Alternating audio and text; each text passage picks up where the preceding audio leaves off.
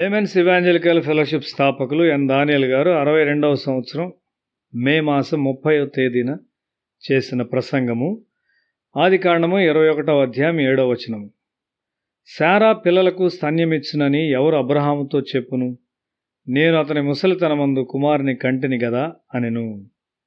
ఇది విశ్వాసం యొక్క విజయము. కేవలము ఒక వ్యక్తి యొక్క విశ్వాసము కాదు, అది ఇద్దరూ కలిసిన విజయం. అబ్రహాం మరియు శారాల యొక్క విశ్వాసము ద్వారా విజయం ఇది. విశ్వాస విషయంలో భార్యాభర్తల మధ్య సఖ్యత కలిగి ఉండుట సులభమైన విషయం కాదు. ఎక్కడో వారు వేరుగా ఉంటారు. భార్య తన ప్రజలను, నగలను, దుస్తులను ప్రేమించవచ్చు, లేక వారిలో ఒకరు దేవుని మార్గం నుండి వేరైపోవచ్చు. ఒకనాడు అబ్రహాము శారా మధ్య ఆ విధమైన సఖ్యత లేదు. అయితే ఇప్పుడు వారు విశ్వాసములో ఏకత్వమును సంపాదించారు. మీలో ఇద్దరు ఏక మనసుతో ప్రార్థించినట్లయితే దానికి జవాబు ఇవ్వబడును అని 2000 సంవత్సరాల తర్వాత యేసు బోధించాడు. మనము పాత నిబంధన చదువుచుండగా నూతన నిబంధన సత్యాలు క్రిందటి కాలముల్లోని దేవుని పిల్లల ద్వారా అనుభవించబడుట లేక ఆచరణలో ఉండుట చూస్తాము. శారా అబ్రహాము స్థాయికి లేచినట్లుగా కనిపిస్తున్నది. సాధారణంగా స్త్రీలు వంటగదిలో వంటల్లో ముమ్మరంగా ఉంటారు. వంటగది పని మరియు అవసరతలను వారు ఎరిగి ఉంటారు. ఇంటిలో ఆత్మీయంగా ఏమి కొరతగానున్నదో వారికి తెలియకపోవచ్చు. ఒక స్త్రీ ఇంటిలోని ఆత్మీయ కొరతను ఎరిగి ఉండుట ఒక గొప్ప విషయము. శారా స్వంత గుడారము, సొంత విషయాలు మరియు 300 నుండి 400 మంది సేవకులు గల ఒక ధనవంతురాలు. ఆమె ప్రతిదాన్ని ఆజ్ఞాపించగలదు. అబ్రహాము తన భార్య పట్ల గౌరవాన్ని కలిగి ఉన్నాడు. ఆమెను సహనముతో ఈ సఖ్యత గల విశ్వాస జీవితంలోనికి నడిపించాడు. హాగరు ఒక బిడ్డను కన్నట్లయితే శారా కూడా ఒక తల్లిగా తయారవునని వారు నిరీక్షణ కలిగి ఉన్నారు. అది ఒక అన్య సంబంధమైన మానసిక స్థితి. అది ఆ కుటుంబంలోనికి అసఖ్యతను తెచ్చింది. అది ఒక పొరపాటు. ఒక ఐగుప్తు స్త్రీ అబ్రహాం ఇంటికి తగినట్లు ఒక కుమారుని ఏ విధంగా పెంచగలదు? అతడు ఐగుప్తు తల్లి యొక్క స్వభావాన్ని కలిగి ఉన్నాడు. ఆమె ఎన్నడూ విశ్వాసమును సాధకం చేయలేదు. ఆమె స్త్రీ యొక్క సహజమైన వనరుల మీదనే ఆధారపడి ఉన్నది. అయితే శారా వ్యత్యాసమైంది.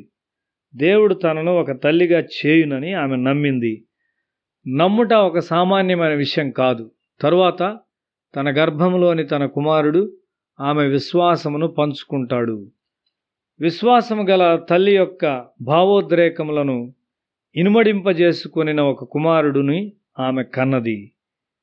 నీవు ఒక హిందూ స్త్రీని వివాహమాడితే ఒక క్రైస్తవ గృహమును ఆమె కట్టునని నీవు ఉద్దేశించలేవు. క్రీస్తు కొరకు ఒక గృహమును ఆమె కట్టునట్లు నీవు ఆశించలేవు కూడా. ఆమె పిల్లలు ఇష్మాయేలు ఆత్మను కలిగి ఉంటారు. ఒక సఖ్యత గల దంపతులు దేవుని ఆత్మ ద్వారా సఖ్యత చేయబడిన వారై ఒక గొప్ప శక్తిగా ఉంటారు.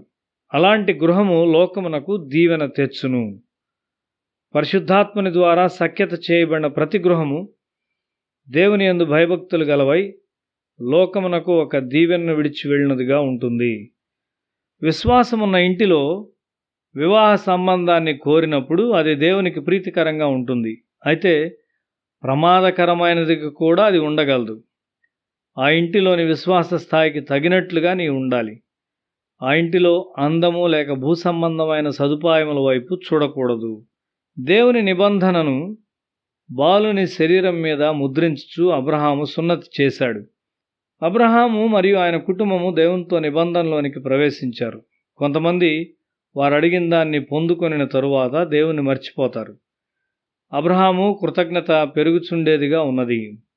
తన కుమారునికి పెండ్లి కుమార్తెను కనుగొన్నప్పుడు తన సేవకుల్లో శ్రేష్టమైన దాసుని పెండ్లి కుమార్తెను తెచ్చుటకు ఎంచుకున్నాడు. ఎలియాజరు ఒక దైవజనుడు. అతడు అబ్రహామునకున్న విశ్వాసం వలె విశ్వాసము గల మనిషి. అటువంటి విశ్వాసము గల ప్రజలు చాలామంది అబ్రహాం ఇంట్లో ఉన్నారు. విశ్వాసం ఒకరి నుండి మరి ఒకరికి వ్యాపించున్నది. దేవుని పిల్లల సమూహంలో నివసించున్నప్పుడు నీవు వారి విశ్వాసమును నీ జీవితంలో ప్రార్థన ద్వారా పొందుకుంటావు. ఈ సహవాసము ఒక మనిషి యొక్క పని కాదు. ఈ సహవాసమును కట్టుటకు మనం అందరమును మన విశ్వాసమును సమకూర్చుకుంటున్నాము. ఒకనాడు కిల్పాక్లోని 7 హార్లిస్ రోడ్లో నా యొద్దకు ఒక దంపతులు వచ్చి వారికి పిల్లలేరని చెప్పారు. వారు క్రైస్తవులు కారు, కానీ వారు కూటములకు హాజరవుతున్నారు. ప్రార్థన తరువాత వారు ఒక కుమారుని పొందారు. దాంతో కూటములకు వచ్చటం మానివేశారు. కోరుకొనినది తాము సంపాదించుకున్నామని వారు తలంచారు. సహవాసంలోని ఒక సహోదరు నుండి నాకు ఒక ఉత్తరం వచ్చింది. ఆమె తల్లిదండ్రులు వారి కుమారుని దేవునికి ఇస్తామని వాగ్దానం చేశారు. అయితే ఇప్పుడు అతడు తన జీవనోపాధిని సంపాదించుకొని బోధించవచ్చు అని చెప్తున్నారు. వారి ప్రమాణంలో వారు వెనుకకు వెళ్ళారు. ఆ అబ్బాయి మద్రాసులో పిచ్చివాడయ్యాడు. అటువంటి పరిస్థితుల్లో ఎలాంటి బాధాకరమైన విషయమైనా జరగవచ్చును. అయితే అబ్రహాము అలాంటి వాడు కాదు. అబ్రహాము తన కుమారుని దేవునిచ్చుటకు ఇష్టముగా ఉన్నాడు. అబ్రహాము ఇంకా విశ్వాసములో వృద్ధి చెందుతూ ఉన్నాడు.